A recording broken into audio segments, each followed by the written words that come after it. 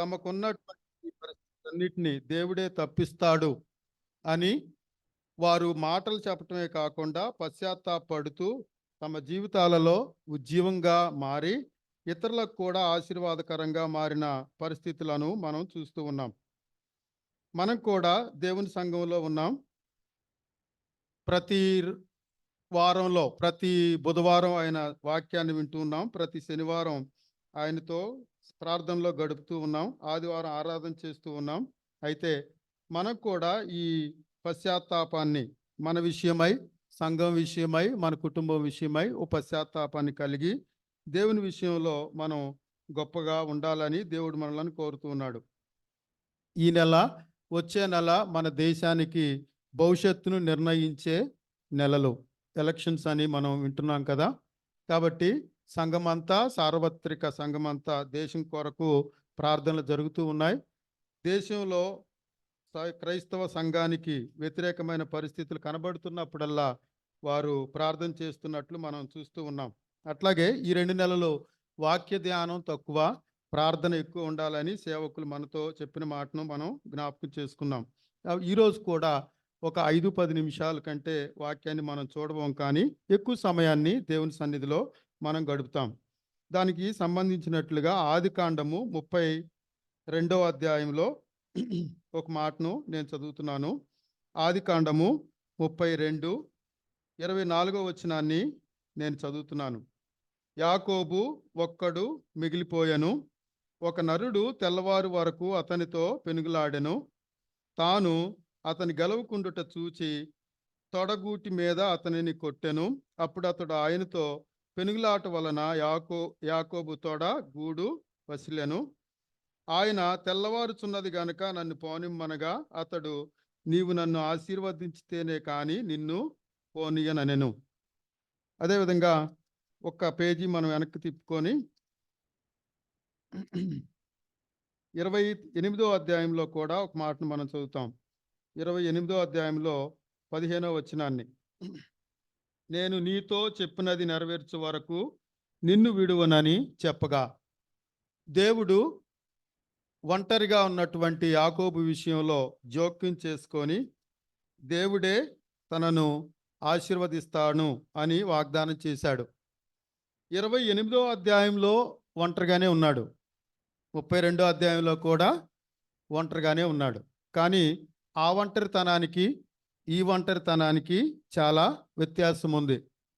ఎవరు లేక ఒంటరై ఉన్నాడు. భార్య లేదు, పిల్లలు లేరు, ఆస్తులు లేవు, పశువులు లేవు, తిండికే లేదు, దారి ఎట్టితే వెళ్ళాలో తెలీదు, దిక్కులేని స్థితిలో ఉన్నాడు. దేవుడు ఆయనకు దర్శనాన్ని ఇచ్చాడు. ఎవరు లేక ఒంటరిగా ఉన్నాడు అక్కడ.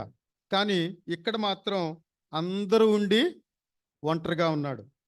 ఈ 2 మాటలు మనం ఆలోచించుకుంటా ఉంటే 2 అనుభవాలు మన జీవితాల్లో తెలుస్తూ ఉంటాయి. మనం గతాన్ని ఆలోచిస్తే ఇప్పుడున్నంత సౌకర్యాలు అప్పుడు మనకు లేవు, ఇప్పుడున్నంత డబ్బులు మనకు అప్పుడు లేవు, ఇప్పుడున్నన్ని వస్త్రాలు మనకు అప్పుడు లేవు, ఇప్పుడున్నన్ని ఇంకా ఏదైనా సమృద్ధి అప్పుడు లేదు.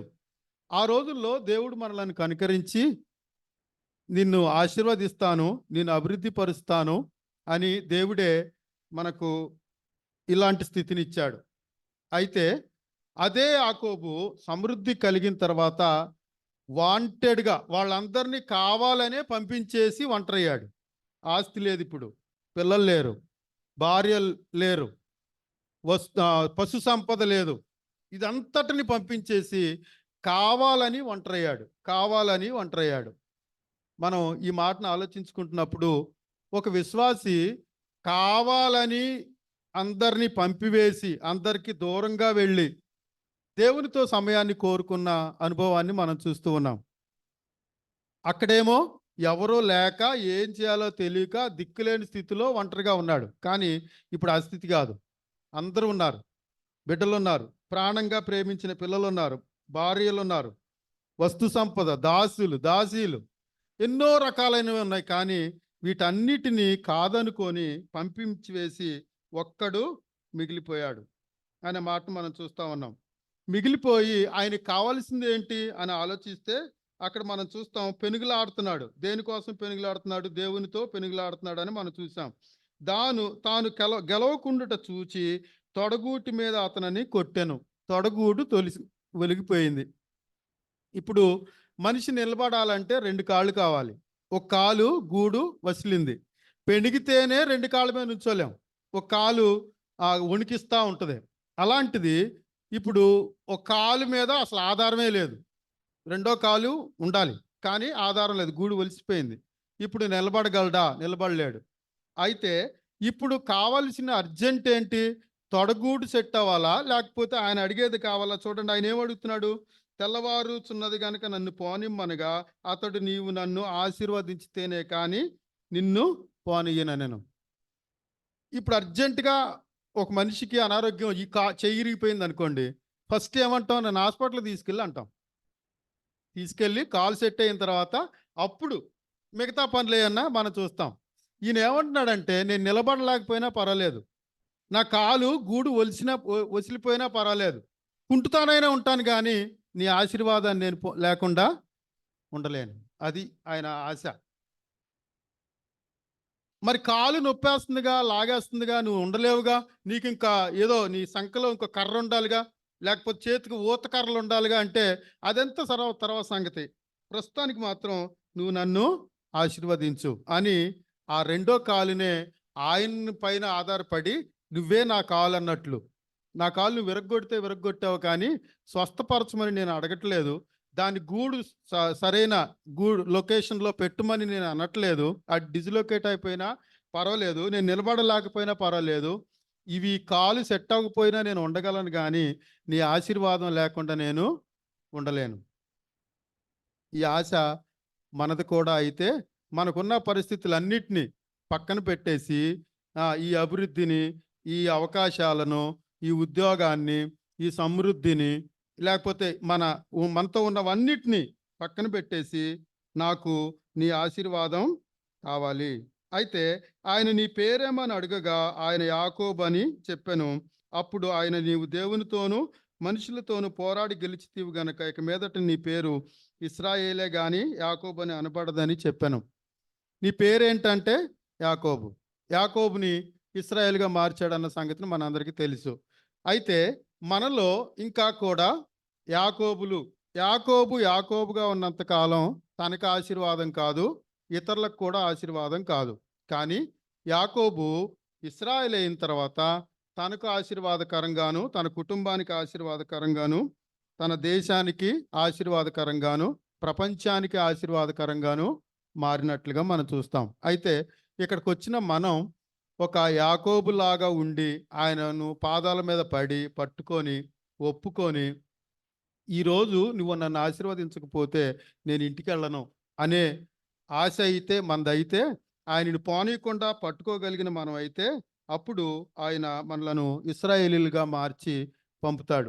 ఆయన ఉద్దేశం ఏంటంటే మనందరం ఒక్కొక్క ఇశ్రాయేలుగా మారాలని. అయితే మనమే మందిరంలో ఇశ్రాయేలుగా ఇంటి దగ్గర యాకోబులాగా బ్రతికేస్తున్నాం. జీవాహారం అంటాం, ఆహారం తీసుకోం.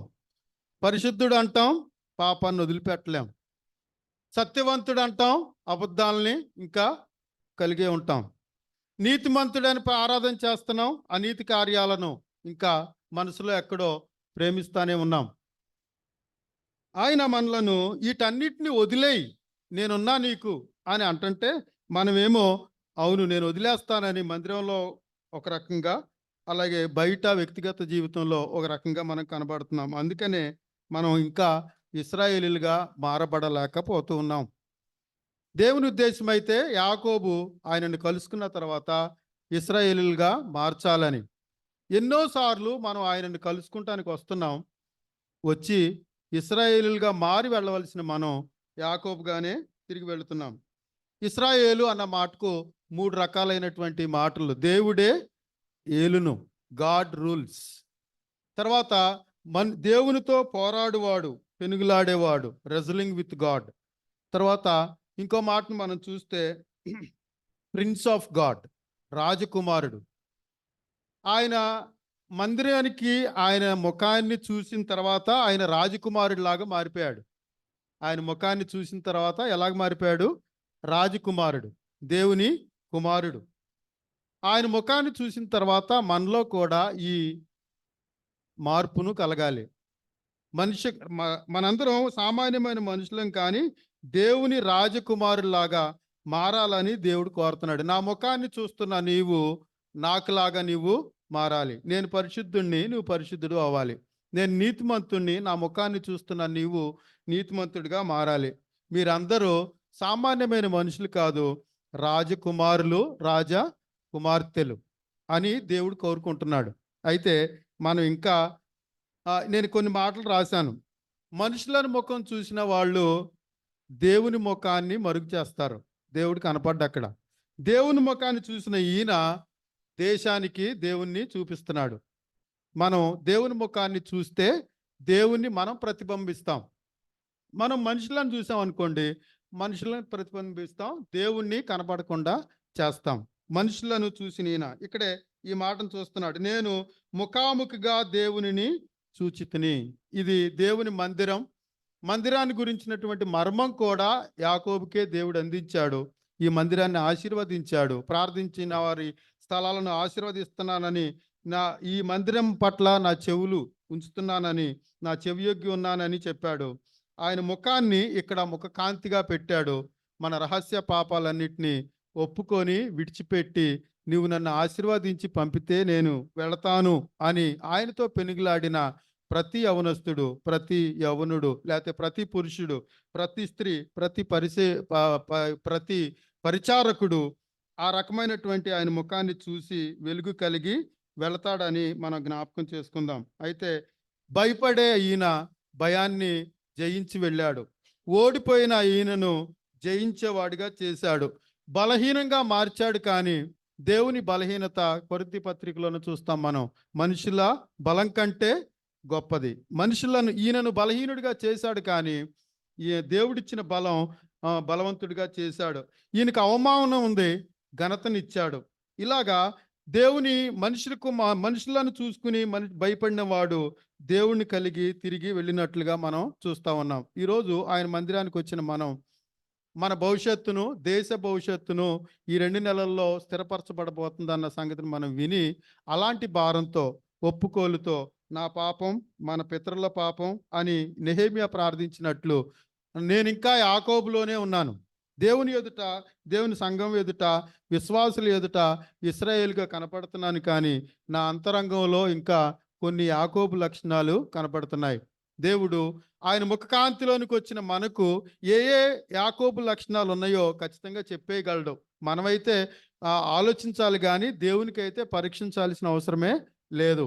నా మట్టుకు నేను, మన మట్టుకు మనం యాకోబు లాంటి పాత లక్షణాలు ఆయన ముఖకాంతిలో కనబడుతూ ఉండగా కనికరింపబడాలి అంటే వాటిని ఒప్పుకొని విడిచిపెట్టి, మిగతా విషయాలన్నిటినీ మనం ప్రక్కన పెట్టి, దేవుడు మనలను దర్శించిన సంగతిని ఆశీర్వదించాలనే కోరికను కలిగి ఉన్నప్పుడు మనం సంఘానికి ఆశీర్వాదకరంగా మారుతాం, మన సమాజానికి ఆశీర్వాదకరంగా మారుతాం, కుటుంబానికి ఆశీర్వాదకరంగా మారుతాం. రేపు నెలలలో దేశ భవిష్యత్తును సంఘం పైన ఆధారపడేటట్లుగా దేవుడు మలుస్తాడు. ఆయన ముఖం ప్రకాశించే ముఖం. ఆయన ముఖం ప్రకాశిస్తూ ఉండగా మన లోపాలను ఆయన సన్నిధిలో ఒప్పుకుంటూ, యథార్థంగా ఒప్పుకుంటూ, మనం పశ్చాత్తాపంతో ఆయన సన్నిధిలో గడుపుతూ మనం తిరిగి వెళ్ళాలని, వచ్చిన యాకోబు లాగా వెళ్లకుండా ఇశ్రాయేల్ లాగా వెళ్ళాలని ప్రభువు కోరుతూ ఉన్నాడు. అలాంటి కృప దేవుడు మనకు దయచేయును గాక. ప్రార్థన చేద్దాం.